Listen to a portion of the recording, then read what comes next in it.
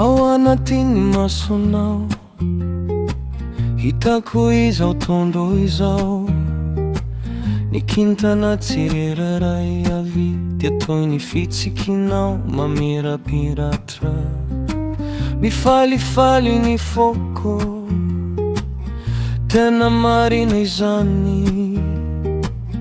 Aminao irery ihany, tiako hanorina ny hoavy. Mandalo ny andro fa tsy miova na oviana na oviana. Ny fitiavako anao dia toy ny dimandrakizay. Eto an-tany izay manahirana indraindray. Ny fanatrehanao no famonjenay marina. Ny feonao no irako, ny tananao no fialofako. Isan'andro miaraka aminao no iriko. Ny tontolo miovova, fa ny fitiava tsy miova. Aminao aho mandrakizay, tsy misy mahasoa.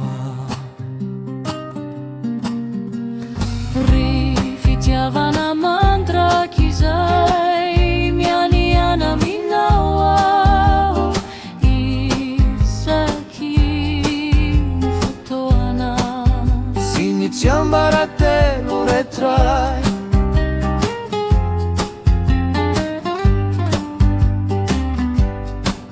Raha mifoha maraina eritreritro dianao, ary alina matory ny nofikoko ianao.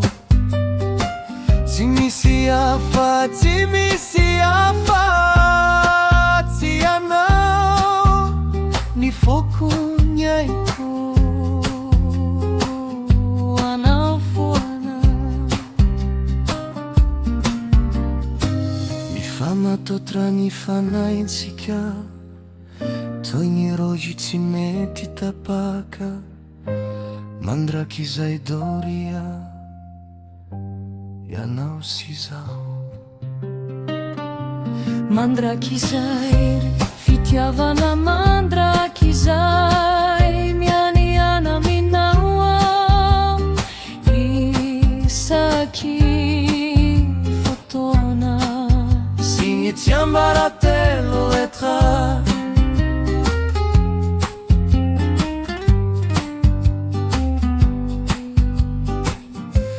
Isaky ny fofonaina sy ny fitembrana. Mifoha ao anatiko ny fitiavana malefaka.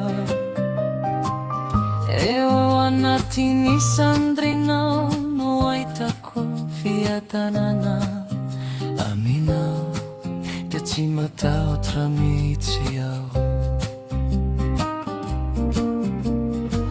Mifamatotra ny fanahintsika, ho anao irery ihany mandrakizay. Ianao sy zaho,